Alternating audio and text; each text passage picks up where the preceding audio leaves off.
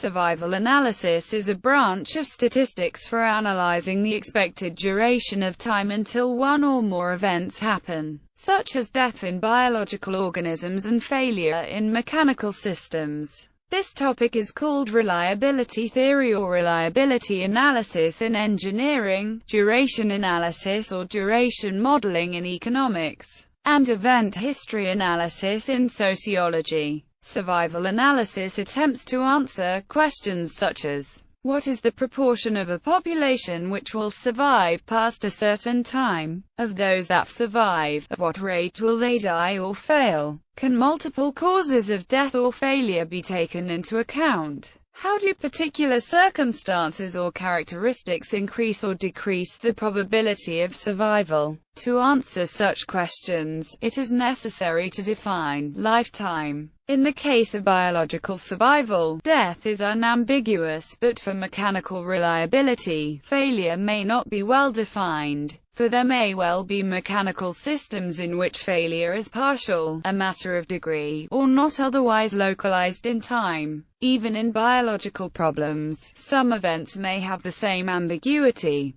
The theory outlined below assumes well-defined events at specific times. Other cases may be better treated by models which explicitly account for ambiguous events. More generally, survival analysis involves the modeling of time-to-event data. In this context, death or failure is considered an event. In the survival analysis literature, traditionally only a single event occurs for each subject, after which the organism or mechanism is dead or broken. Recurring event or repeated event models relax that assumption. The study of recurring events is relevant in systems reliability, and in many areas of social sciences and medical research. General formulation. Survival function. The object of primary interest is the survival function, conventionally denoted S, which is defined as where t is some time. T is a random variable denoting the time of death, and PR stands for probability. That is, the survival function is the probability that the time of death is later than some specified time t. The survival function is also called the survivor function or survivorship function in problems of biological survival, and the reliability function in mechanical survival problems. In the latter case, the reliability function is denoted R. Usually one assumes S equals 1, although it could be less than 1 if there is the possibility of immediate death or failure. The survival function must be non-increasing. SS if UT. This property follows directly because T greater than U implies T greater than T. This reflects the notion that survival to a later age is only possible if all younger ages are attained. Given this property, the lifetime distribution function and event density are well defined. The survival function is usually assumed to approach zero as age increases without bound, i.e., S0 as t infinity, although the limit could be greater than zero if eternal life is possible. For instance, we could apply survival analysis to a mixture of stable and unstable carbon isotopes. Unstable isotopes would decay sooner or later, but the stable isotopes would last indefinitely. Lifetime distribution function and event density related quantities are defined in terms of the survival function. The lifetime distribution function, conventionally denoted F, is defined as the complement of the survival function. If F is differentiable, then the derivative, which is the density function of the lifetime distribution, is conventionally denoted F. The function f is sometimes called the event density. It is the rate of death or failure events per unit time. The survival function can be expressed in terms of probability distribution and probability density functions similarly. A survival event density function can be defined as the survival event density function in other fields,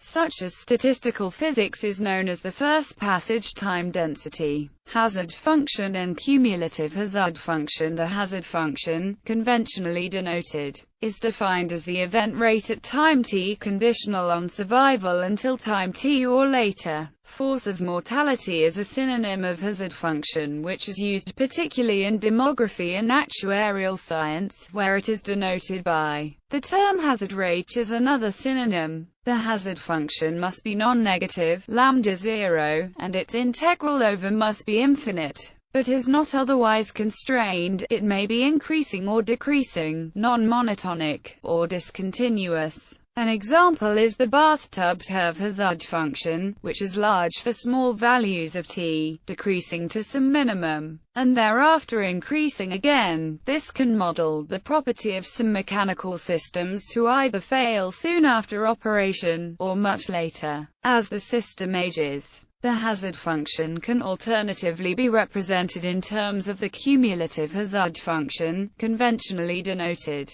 So transposing signs and exponentiating or differentiating the name of cumulative hazard function is derived from the fact that which is the accumulation of the hazard over time. From the definition of, we see that it increases without bound as t tends to infinity tends to 0. This implies that it must not decrease too quickly, since, by definition, the cumulative hazard has to diverge. For example, is not the hazard function of any survival distribution, because its integral converges to 1. Quantities derived from the survival distribution future lifetime at a given time is the time remaining until death, given survival to age. Thus, it is in the present notation. The expected future lifetime is the expected value of future lifetime. The probability of death at or before age, given survival until age, is just therefore the probability density of future lifetime is, and the expected future lifetime is where the second expression is obtained using integration by parts. 4. That is, at birth this reduces to the expected lifetime. In reliability problems, the expected lifetime is called the mean time to failure, and the expected future lifetime is called the mean residual lifetime. As the probability of an individual surviving until age t or later is S, by definition, the expected number of survivors at age t out of an initial population of n newborns is n times S, assuming the same survival function for all individuals.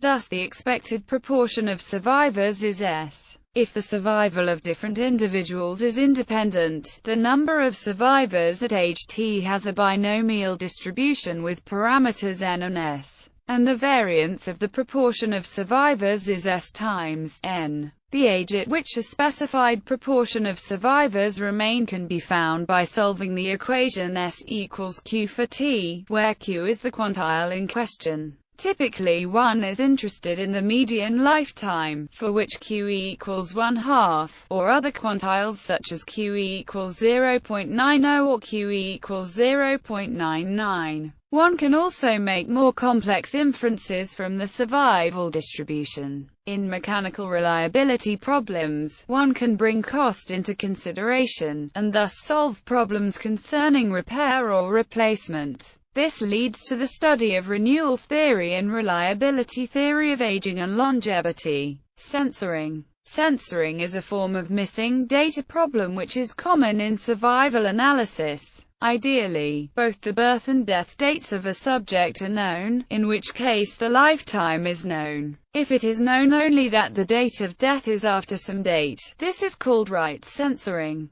Right censoring will occur for those subjects whose birth date is known but who are still alive when they are lost to follow-up or when the study ends. If a subject's lifetime is known to be less than a certain duration, the lifetime is said to be left censored. It may also happen that subjects with a lifetime less than some threshold may not be observed at all. This is called truncation. Note that truncation is different from left censoring, since for a left-censored datum, we know the subject exists, but for a truncated datum, we may be completely unaware of the subject. Truncation is also common. In a so-called delayed entry study, subjects are not observed at all until they have reached a certain age. For example, people may not be observed until they have reached the age to enter school. Any deceased subjects in a preschool age group would be unknown. Left truncated data are common in actuarial work for life insurance and pensions. We generally encounter right-censored data.